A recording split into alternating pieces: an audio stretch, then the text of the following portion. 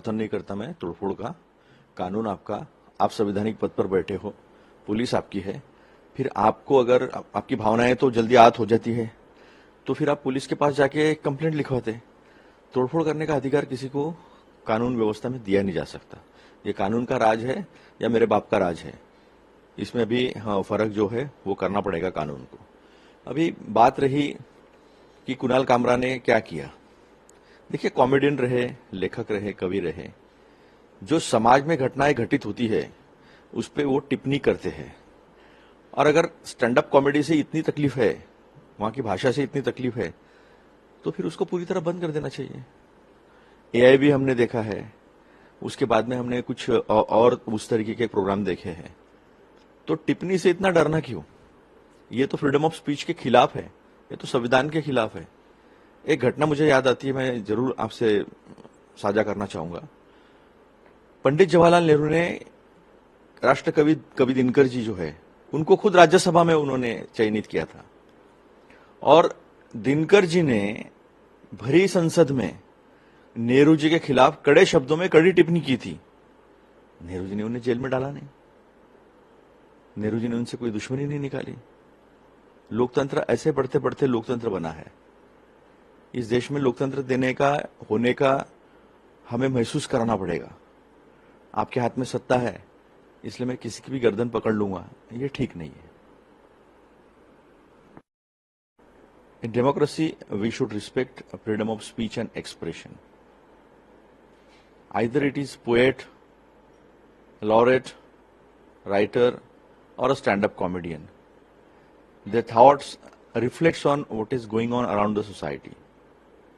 He has just commented on what is happening in the society, what is happening in the politics of Maharashtra. What is so bad about it? He just put up facts with wit and satire. And I think that has affected badly with Shiv Sainiks. They got an opportunity to show their loyalty towards their leader.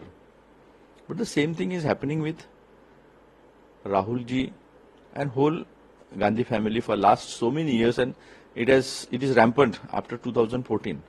What about that? क्या हम पूरी दुनिया पूरा देश खोद के निकाले, पूरे देश का कानून व्यवस्था अपने हाथ में ले ले?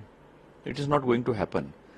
I think Narendra Modi ji and Devendra Fadnavis ji should take strong step against this kind of vandalism, this kind of violent reaction by the party people who is in power. I remember one of the incidences where Kavi Dinkar has badly criticized Pandit Jawaharlal Nehru ji in Parliament itself. And the fact is, Dinkar was chosen as Rajya Sabha member by Nehru ji himself.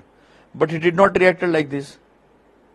He did not take any legal action against Dinkar. Rather, he took it very friendly.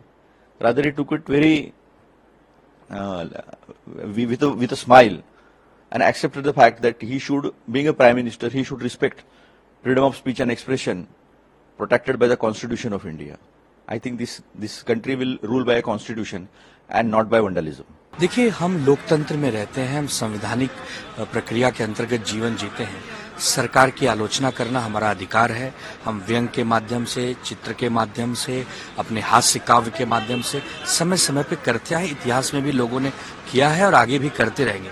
लेकिन अगर आपको किसी की बात पसंद नहीं आती है तो आप उस पर कानूनी कार्रवाई कर सकते हैं, उसको गिरफ्तार कर सकते हैं, एफआईआर कर सकते हैं, लेकिन हिंसा नहीं कर सकते।